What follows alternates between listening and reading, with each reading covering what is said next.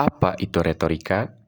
Retorika adalah seni berbicara atau menulis secara efektif dan persuasif. Istilah ini berasal dari bahasa Yunani, retorik, yang berarti kemampuan berbicara dengan baik di depan umum.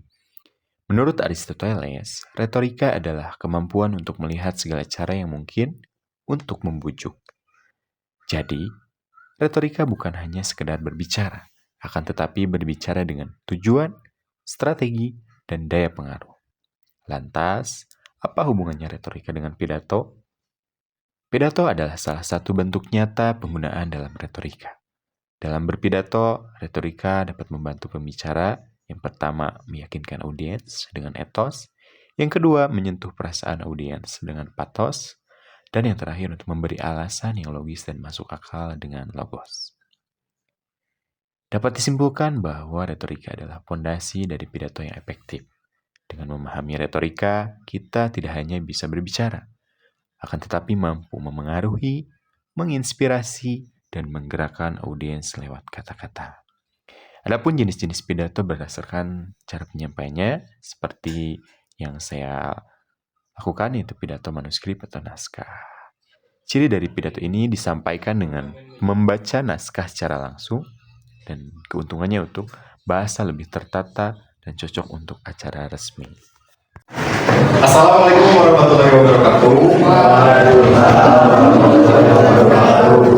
Yang saya hormati Bapak Ibu Guru serta teman-teman yang saya banggakan.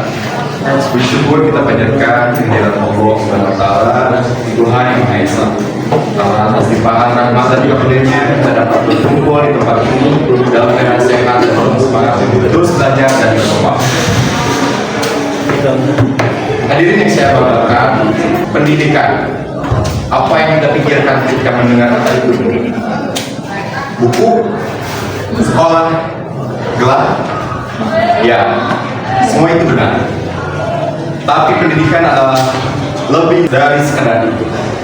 Pendidikan adalah kekuatan. Pendidikan adalah senjata paling ampuh untuk mengubah dunia.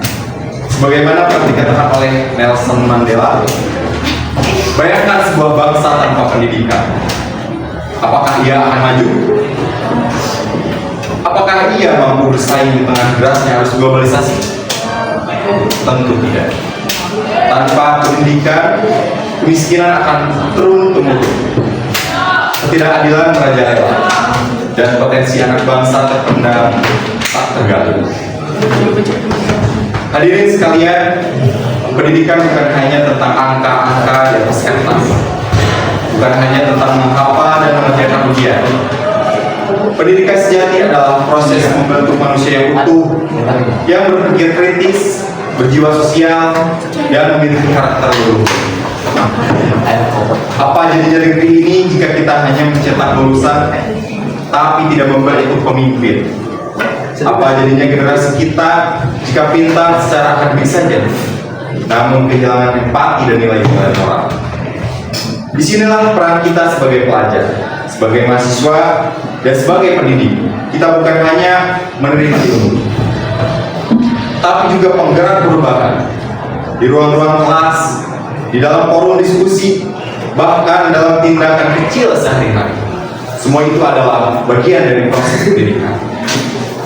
Teman-teman yang saya cintai, jangan pernah merasa cukup dengan apa yang kita tahu hari ini.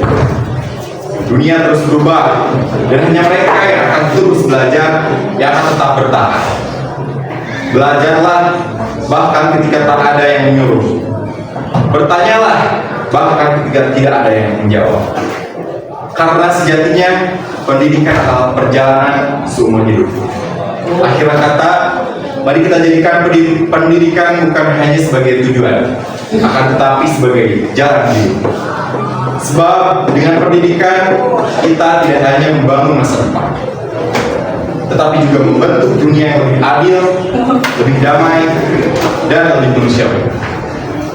Demikian pidato yang dapat saya sampaikan.